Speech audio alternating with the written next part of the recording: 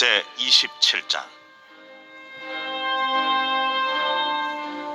요셉의 아들 므낫세 종족들에게 므낫세의 현손 마길의 증손 길르앗의 손자 헤벨의 아들 슬로브앗의 딸들이 찾아왔으니 그의 딸들의 이름은 말라와 노아와 호글라와 밀가와 디르사라. 그들이 회막문에서 모세와 제사장 엘르아살과 지휘관들과 온 회중 앞에 서서 이르되,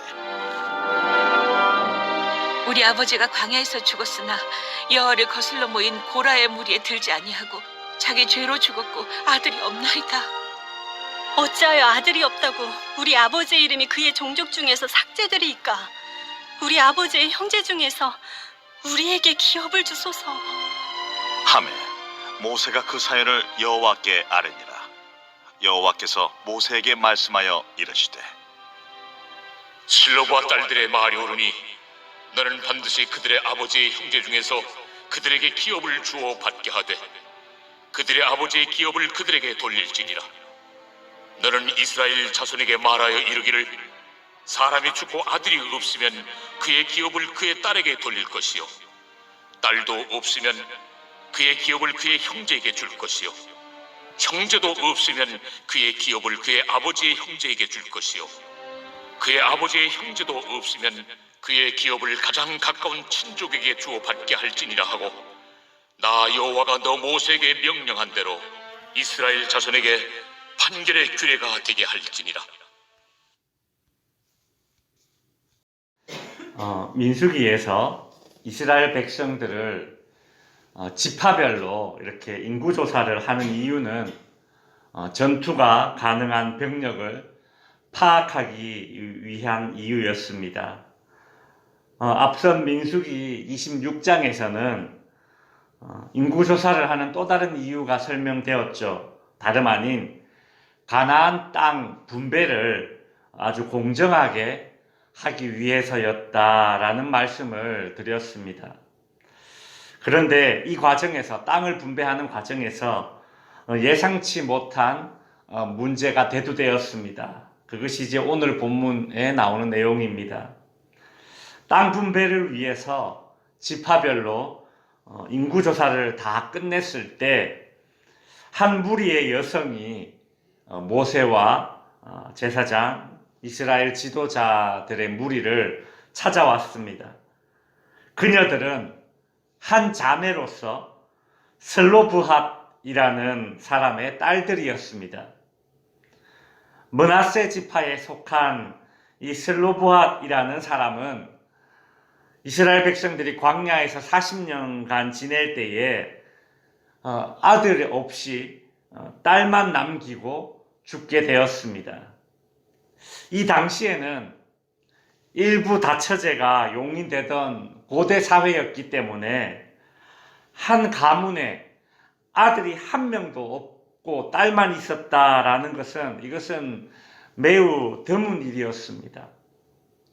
이 당시에는 딸들에게는 유산을 물려주지 않던 그런 시대였는데, 가나안 땅을 지파별로 분배할 때에 아들이 없는 딸들만 있는 가문에도 땅을 분배해 줘야 되는가라는 그런 문제에 직면하게 된 것입니다. 슬로브앗의 딸들은 모세를 찾아와서 3절에 보시면, 우리 아버지가 광야에서 죽었으나 여호와를 거슬러 모인 고라의 무리에 들지 아니하였다라는 것을 이제 강조하죠.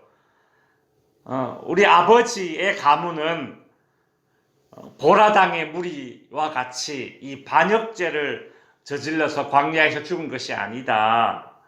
그냥 자기 죄로 죽었다라는 말은 자연스럽게 이제 나이가 듦에 따라서 노화해서 그렇게 죽었다, 이제 그런 말을 한 것입니다. 우리 가문은 이 중한 범죄에 엮이지 않았기 때문에 이 기업을 물려받을 정당성이 있다, 이제 그렇게 이야기를 한 것이죠. 자신들이 아들이 아닌 딸이라는 이유로 기업을 받지 못한다는 것은 부당하다, 이제 그렇게 주장을 했습니다. 슬루보아스의 딸들이 모세에게 했던 이런 요구는 매우 정당해 보입니다. 모세가 그 얘기를 듣고 옳구나 그런 생각이 들었던 것 같아요. 그래서 모세가 이 문제를 놓고 이제 하나님 앞에 아뢰는 것입니다. 슬로보아스의 이 딸들의 요구는 오늘날 이 부모님 사후에 유산을 놓고 분쟁하는 그런 성격과는 매우 다른 것입니다. 슬로보아스의 딸들이 자신들이 기업을 요구하는 것은 하나님께서 가나안 땅을 주시겠다라는 그 약속에 근거한 그런 하나님의 약속을 신뢰하는 그런 모습입니다. 우리가 알듯이 이스라엘 백성들 중에 일부 남자들은 가나안 땅 정복을 두려워해서 애굽으로 되돌아가자라고 말했던 이들도 있었지 않습니까? 그들은 하나님께서 주시겠다라고 약속한 가나안 땅에 대한 열망이 없었던 사람들입니다. 그런데 오늘 본문에 나오는 이 슬로보아스의 딸들은 이러한 요구를, 기업에 대한 요구를 하는 모습을 보면 그런 비겁한 남자들과는 또 대조되는 그런 모습이 볼 수 있죠. 그래서일까요? 이 슬로보아스의 딸들이 기업을 요구했던 이 사건은 오늘 본문 민수기 27장에도 나오고, 그리고 민수기 36장에 또다시 언급되고, 여호수아 17장에도 또다시 언급이 됩니다. 이 같은 사건이 계속 이렇게 여러 번 언급되는 이유는 이 사건이 이스라엘 역사에서 그만큼 의미가 크다라는 그런 이유일 것입니다. 하나님의 약속에 대한 열망, 가나안 땅에 대한 열망, 그 열망을 모세도 옳다고 여겼고, 그래서 하나님께 아뢰었을 때에 하나님은 이렇게 말씀해 주십니다. 오늘 본문 6절과 7절에 보시면 여호와께서 모세에게 말씀하여 이르시되 슬로보아 딸들의 말이 옳으니 너는 반드시 그들의 아버지의 형제 중에서 그들에게 기업을 주어 받게 하되 그들의 아버지의 기업을 그들에게 돌릴지어다 라고 하죠.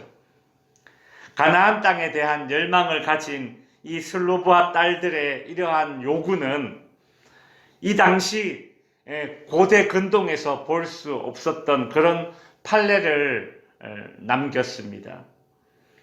사실 이 고대 시대에 여인들이 자신들의 목소리를 이렇게 낼 수 있었다라는 것 자체가 드문 일이었고, 또 그 목소리를, 그 주장을 또 이렇게 들어줄 수 있는 그런 공동체가, 성숙한 공동체가 될 수 있었다라는 것이죠.